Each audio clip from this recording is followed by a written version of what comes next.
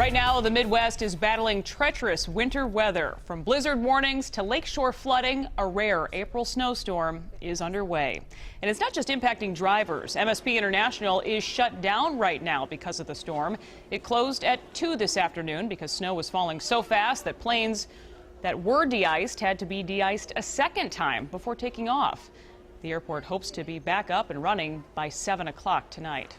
The storm is impacting much of Minnesota and Wisconsin. Tonight, we have team coverage from all across the state. We want to begin with meteorologist Mike Augustyniak, who has more now on the latest on this storm. Not over yet, right, Mike? No, not by a long shot. In fact, this is a live look at St. Paul. If you can find it in there, you can sort of see the ghostly outlines of the buildings in downtown St. Paul. But this visibility is so bad that you can't even see the few blocks from where our camera is to where those buildings are.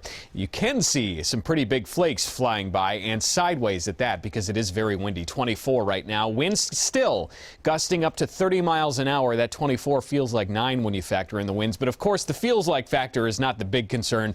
The wind is blowing the snow, it's drifting the snow, and combined with intense snowfall rates, it has been a disaster on the roads. And we still have some extremely heavy snow to the tune of 1 to 2, in some cases 3 inches per hour, lined up along these deeper purples. So right through the Hutchinson, Glencoe area, through the heart of the metro area, and now extending up towards Siren and Rice Lake and just north of I-94 in west central Wisconsin. But notice what's happening here. Starting to get some drying working up through the heart of south central Minnesota, and I think the trend will continue over the next 2 hours or so. That should bring to an end the widespread heavy snow, what I've been calling the ridiculous snowfall rates. But we are still going to get snow through the overnight, and we will still have about 24 more hours of accumulation even after the crazy stuff winds down. I've adjusted our forecast a little bit from earlier today. I now expect a widespread 10 to 16 inches of snow across the entire metro, not just the south metro. And I've also shifted that razor sharp snow gradient slightly farther northwest. It's now north and west of St. Cloud by a little bit.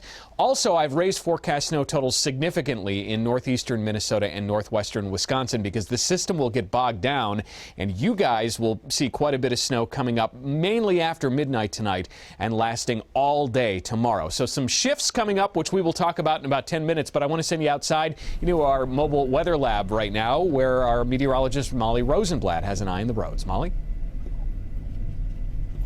Hi, Mike. Well, yes, it's pretty much ridiculous out here. Visibility is so poor. We've seen car after car in the ditch, off the road, even on the crosstown. We saw people just pulled over in the middle of the road. So we're on Highway 13 heading eastbound in the Mendota Heights area. And as you can see, pretty much whiteout conditions. A lot of people with their hazard lights on. Really, nobody needs to be on the roadways at this point. Now, I spoke with representatives from MnDOT. Earlier, in the metro, more than 180 plows are operating. However, they're having a hard time keeping the roads clear because the plows just can't keep up with the ridiculously high snowfall rates. Now, in southwestern Minnesota, virtually all the roads are shut down because visibility is so poor that it isn't even safe for the plows to be out because the operators simply can't see. So they'll just have to wait for the winds to die down before they can get out there and get to work. Now, I-90 is closed just west of Blue Earth. Also, Highway 52 northbound is shut down near Hampton.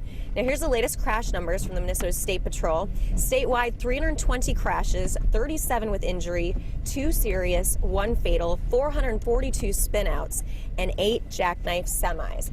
So again, conditions very poor on the roads. A lot of spinouts, a lot of crashes, even since we've been out. People having a really hard time. A lot of people in the ditch. It just keeps piling up. And it's, again, hard for the plows to keep up with these high snowfall rates, so it's best to just stay indoors. All right, you guys take it easy out there, and we'll check back at 6. Thank you, Molly.